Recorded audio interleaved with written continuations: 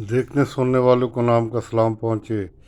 दोस्तों, आज हम पाकिस्तान के मिज़ाइल डेवलपमेंट प्रोग्राम और इसके मुतल्लिक मालूमात आपको बहम पहुँचाएँगे।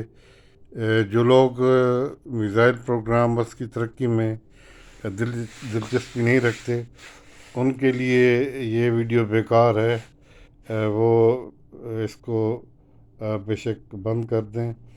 तो दोस्तों, जब पाकिस्तान ने न्यूक्लियर वारहेड तैयार कर लिए तो उस वक़्त सबसे अहम मसला उनको पहुंचाना था उनके टारगेट पर, क्योंकि बम को कंधे पर उठाकर तो नहीं फेंका जा सकता। इसके लिए उस वक़्त F-16 हमारे पास से उनको इसके लिए तैयार किए गए, लेकिन अगर दुश्मन को पता हो कि आपके पास चंद एटम बम हैं और हवाई जहाज़ ही उसको लेकर हम पर फेंकेंगे, तो फिर दुश्मन की क़ुव्वत के लिए ये नामुमकिन नहीं कि वो आपके उन जहाज़ों को मार गिराए। पूरी एयरफोर्स लगाकर वो आपके जहाज़ों को आपकी सरमीन के अंदर ही तबाह करने का रिस्क ले सकता है। चुनांचे इसको मद्देनज़र रखते हुए पाकिस्तान ने ये फ़ैसला किया कि मिज़ाइल प्रोग्राम को शुरू किया जाए, और उस वक्त तक जब तक कि हमारे पास रिलायबल मिज़ाइल प्रोग्राम ना हो।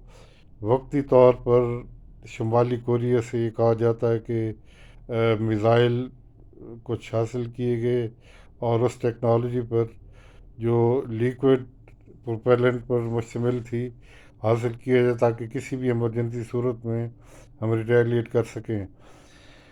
पाकिस्तान बनने के बाद जो साइंसदान थे उनमें विजनरी लोग बहुत कम होते हैं। साइंसदान माहिर तरीन हो सकते हैं, लेकिन उनमें सियासी और लीडरशिप की विज़न शायद नहीं होती कि, लेकिन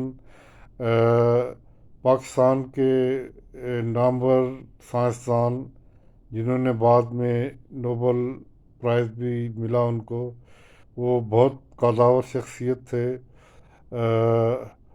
तो उन्होंने पाकिस्तान की उस वक़्त के सदर अयूब को राग़िब किया कि एक तो पाकिस्तान एटॉमिक एनर्जी कमीशन कायम किया जाए। उनका नाम था डॉक्टर अब्दुल सलाम। इंतहाई मुहब्ब वतन पाकिस्तानी थे। और दूसरा, उन्होंने स्पार्को प्रोग्राम जो खलाई तहकीक के मुतल्लिक था, इसको कायम करने की भरपूर कोशिश की और वो इसमें कामयाब रहे। स्पार्को के जो खलाई प्रोग्राम था, ये 61-62 में ये एशिया में रशिया के बाद सबसे ताकतवर प्रोग्राम था। इसमें नासा के साथ हमारी कोलैबोरेशन थी। साइंसदान भी नासा में हमारे ट्रेंड हुए। फिर रॉकेट टेक्नोलॉजी फ्रांस से हासिल की गई। उस वक़्त ये साउंडिंग रॉकेट तैयार किए जाते थे। तो ये टेक्नोलॉजी अब जो पाकिस्तान जिस स्टेज पर है, ये इन्हीं दो इदारों की वजह से है। और उसकी बानियों में, उसके विज़न में डॉक्टर अब्दुल सलाम मरहूम का नाम मैं अगर कहा जाए तो सिंगल आउट करूँगा कि उनकी वजह से ये प्रोग्राम चले और बाद में इन्होंने बहुत तरक्की पाई। जब अब्दुल सलाम बाहर चले गए, उन्होंने एक इदारा कायम किया, तो उसमें भी पाकिस्तानी को बुला बुला कर ट्रेन करते थे। बहुत सारी फील्ड में उन्होंने ग्रां खदर पाकिस्तान के लिए खदमात सर अंजाम दी। तो जब ये मिज़ाइल डेवलपमेंट के लिए इसका आइडिया फ्लोट किया गया, तो अब उसके लिए सबसे पहली चीज़ थी कि मैन पावर कहाँ से ली जाए, क्योंकि न्यूक्लियर के लिए तो मैन पावर की जो तैयारी था उसका आगाज़ कर दिया गया था अर्ली 60s में। तो इसके लिए अगर साइंसदानों की तालीम तरबियत शुरू की जाती, फिर ये प्रोग्राम कम अज़ कम 5-7 साल डिले हो जाता।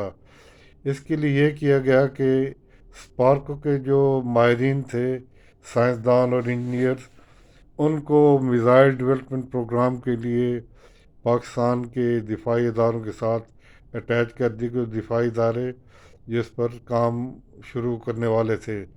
چنانچہ اسپارکو کا پروگرام کافی حد تک غیر متعلق ہو گیا، اس لیے کہ پرائرٹیز یہ تھی کہ پاکستان کی دفاع کو مضبوط بنایا جائے اور میزائل پروگرام کے ذریعے، کیونکہ اپر ایٹماسفیئر ریسرچ یہ تو بعد میں ہو سکتی، اس کا امیجیٹلی کوئی اتنا ڈیفنس کے لحاظ سے کوئی اتنا زیادہ فائدہ ہمیں نظر نہیں آ رہا تھا، اور یہ بہت اچھا فیصلہ تھا۔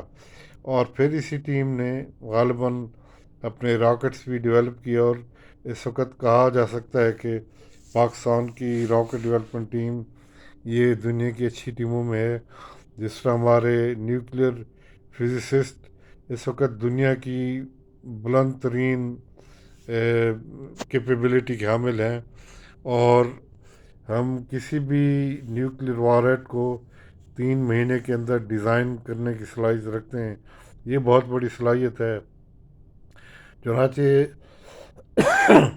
پاکستان کے اسپارکو کے سائنسدانوں نے بعد میں یہ ڈیسٹ بھی ایک ادارہ بنا، پھر نیسکم بنا، تو انہوں نے پھر میزائل ٹیکنالوجی میں جتنی صورت سے اس مقام پر جہاں پاکستان ہے، یہ پاکستانی سائنسدانوں کی حیرت انگیز کامیابیاں ہیں۔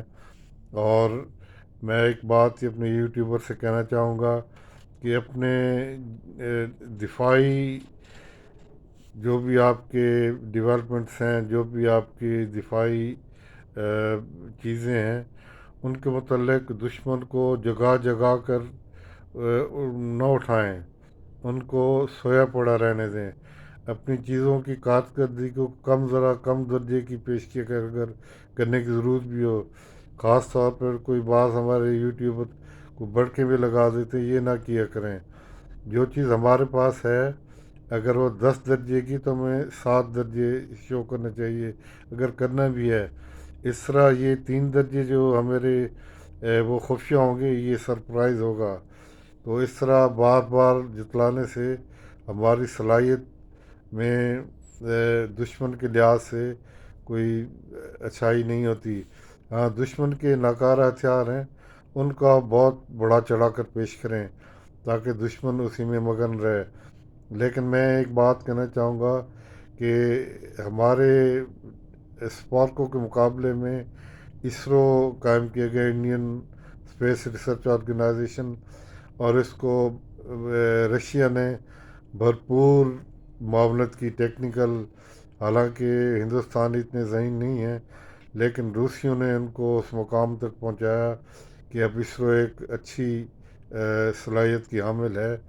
اگر ہم اسپارکو کے ساتھ موازنہ کریں، اسپارکو اپنے وقت کی ایشیا میں سب سے بڑی آرگنائزیشن تھی، اور اس نے بہت کاررہائے نمایاں انجام دیے رشیا کے بعد۔